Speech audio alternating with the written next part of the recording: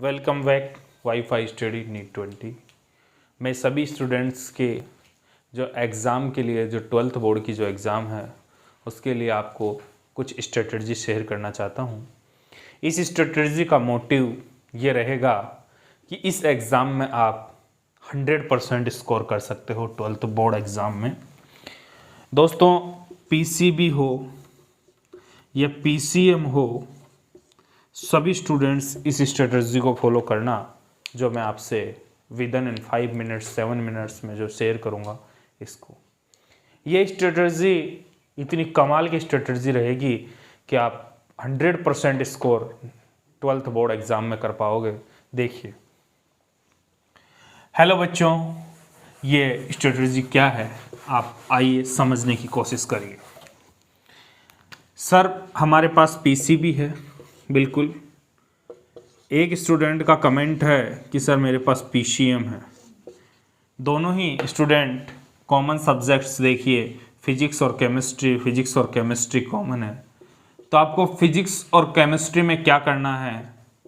Physics के लिए आपको जो थ्योरी पार्ट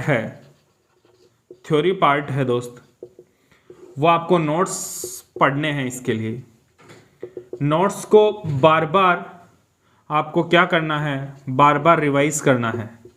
सर, ये रिवीजन हमें कैसे कर पाएंगे बार बार? इसके लिए आपको मैं बताता हूँ कि आपको एक रफ़ कॉपी लेना है और उस रफ़ कॉपी के अंदर बार बार जो भी आपके न्यूमेरिकल्स हैं, एनसीईआरटी बेसिक न्यूमेरिकल्स, उनकी भी आप प्रैक्टिस करिए, क्योंकि 1 मार्क्स के न्यूमेरिकल्स, नॉर्मल न्यूमेरिकल्स आते हैं जो फिजिक्स में आपको प्रैक्टिस करनी है। नॉर्मल न्यूमेरिकल्स में कैसे न्यूमेरिकल्स आते हैं वो समझिए कि जैसे आपने पूछा 1 कूलम बराबर क्या होगा, 1 फैराडे किसका मात्रक है, ऐसे नॉर्मल आपको प्रैक्टिस होनी चाहिए। इसके लिए आपको फिजिक्स में क्या रेफ़र करना है, कौन सी बुक रेफ़र करनी है, वो आपको ध्यान रखना कि अपनी जो नाइट में रोज सीरीज चलेगी 4-5 मिनट की, उसमें मैं डेली डिस्कस करूंगा कि आपको नीट और जेईई एग्जाम्स के लिए भी कौन सी बुक पढ़नी है और बोर्ड के लिए कौन सी। यहाँ थोड़ा सा आपको नॉलेज दे देता हूँ कि बोर्ड के लिए आपको एनसीईआरटी ही पढ़ना है, ठीक है। उसके साथ ही साथ अपने कुछ लेक्चर्स जैसे मैं बोर्ड के पर्पज से जो रिकॉर्ड करूंगा थ्योरी पार्ट के, वो आपको इस वाईफाई स्टडी नीट से पढ़ना है। अच्छा सर, इससे हमारा फिजिक्स का कितना स्कोर हो सकता है? तो मैं बता सकता हूँ कि आप फिजिक्स में जो मैं बता रहा हूँ उस स्ट्रेटजी से पढ़ोगे तो 100 आउट ऑफ 100 स्कोर रहेगा। अच्छा, इसको पढ़ने के लिए हमें क्या कहीं कोचिंग की ज़रूरत है?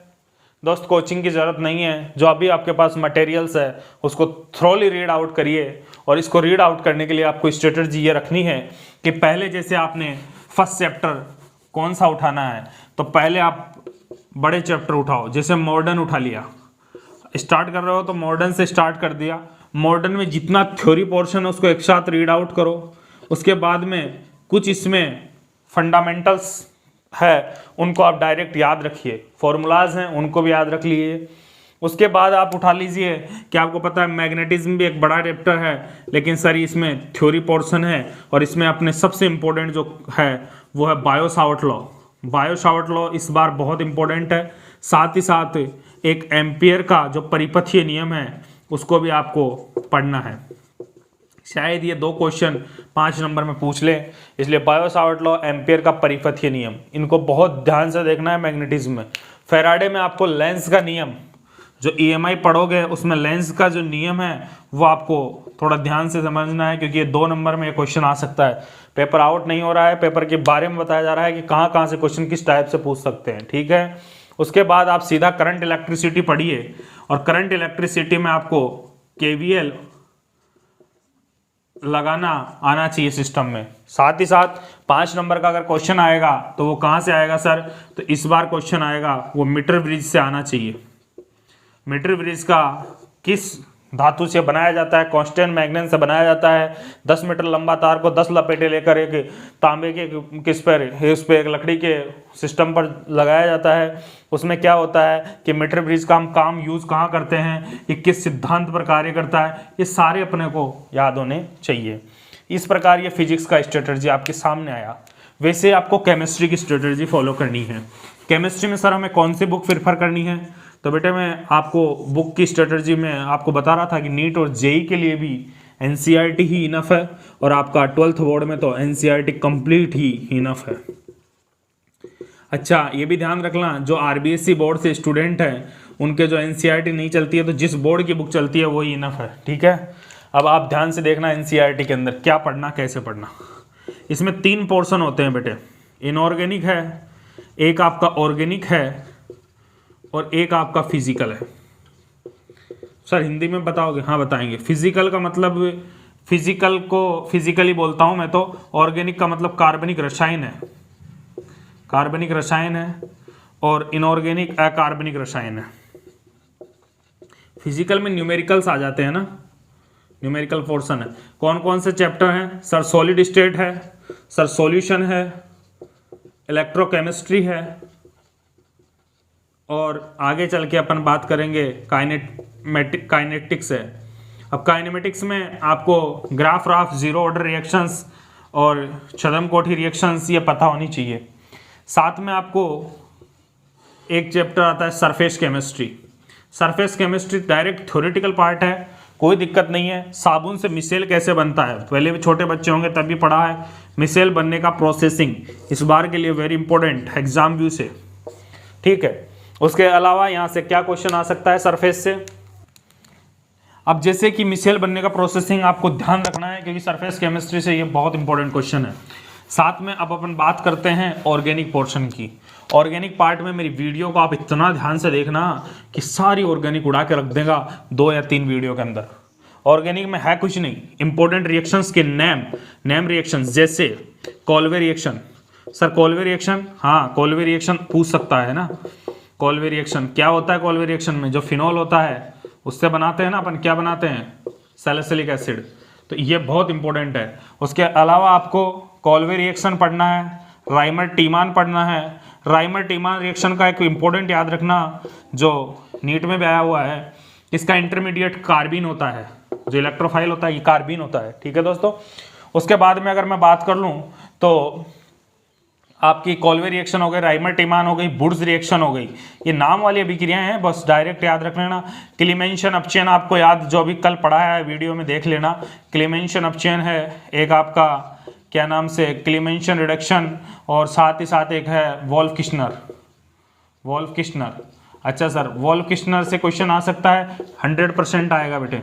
तो आपको ये स्ट्रेटजी को फॉलो करना है, इनको ध्यान से बस एनसीईआरटी को रीड आउट करना है। सर एक 3 पोर्शन बताओ। बायोमोलिक्यूल, हाँ बता रहा हूँ ना, बायोमोलिक्यूल एनसीईआरटी से टू द पॉइंट पढ़ना है।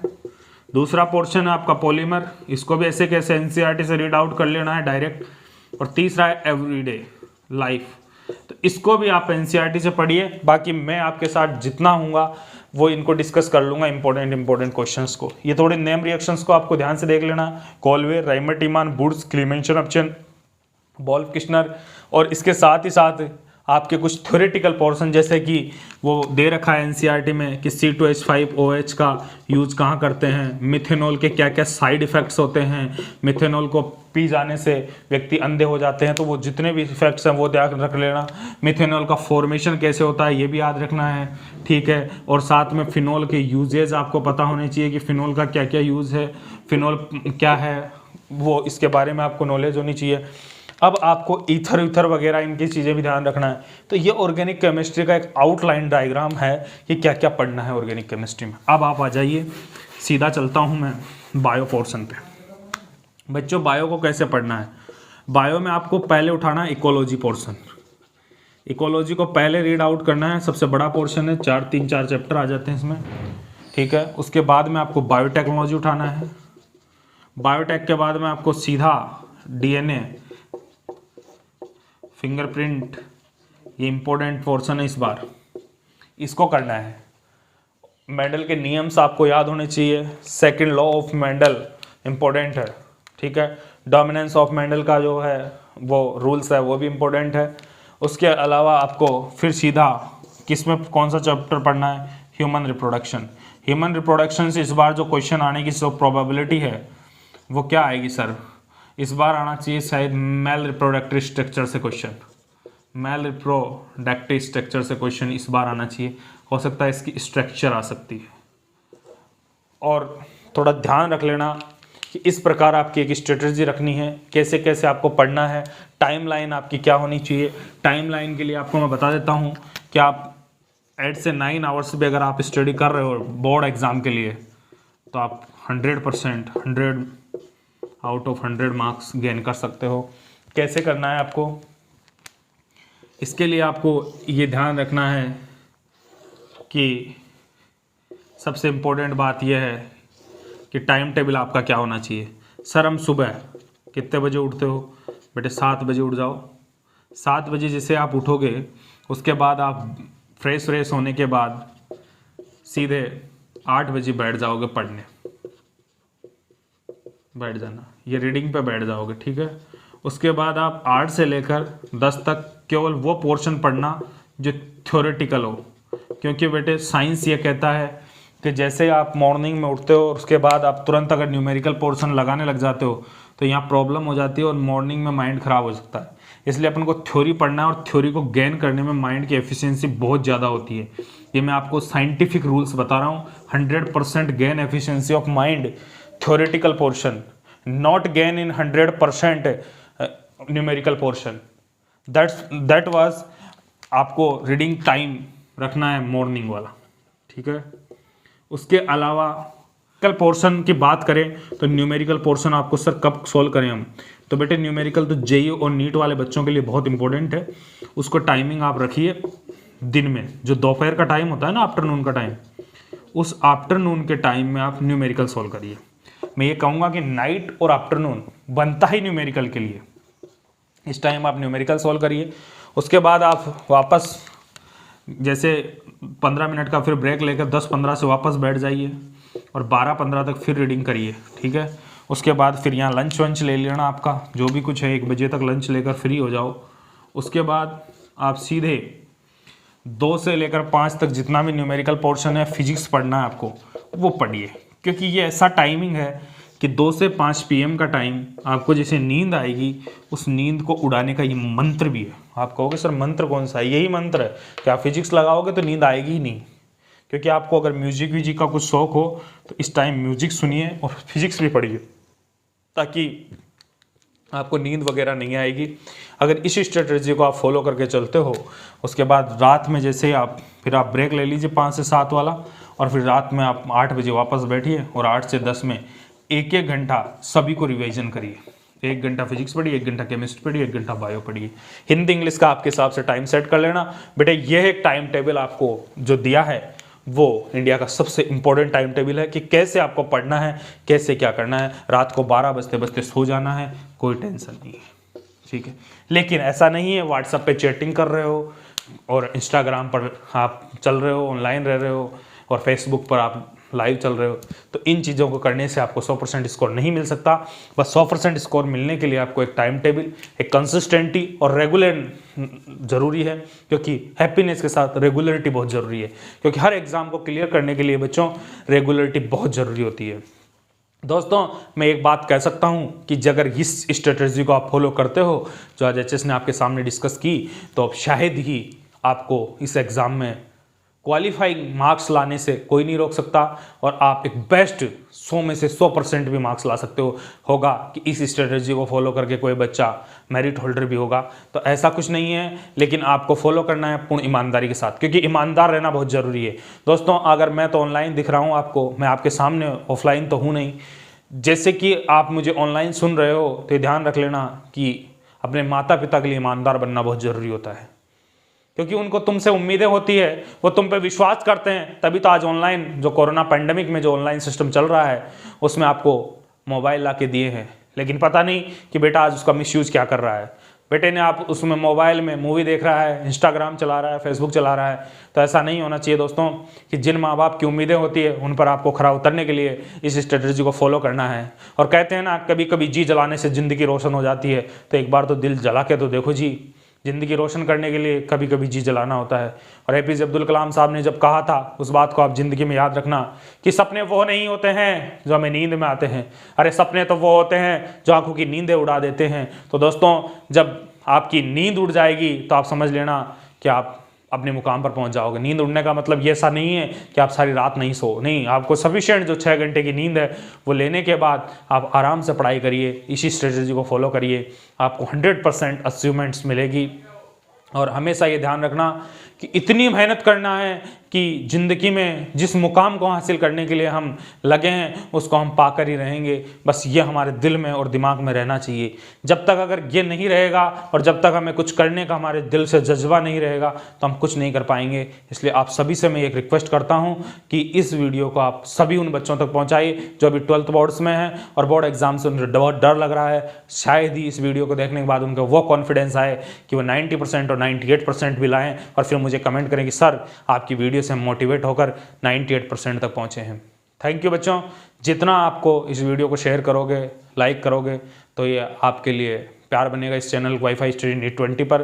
तो एचएस सर आपको ऐसे ही गाइड करते रहेंगे और आपके लिए नए नए वीडियोस और भी प्रोवाइड करेंगे, क्योंकि ये ध्यान रखना, फिजिक्स और केमिस्ट्री मैं खुद लूँगा और उसको इतनी स्ट्रेटजी से पढ़ाऊँगा कि क्वेश्चन या तो वही आएंगे या उन जैसे आएंगे।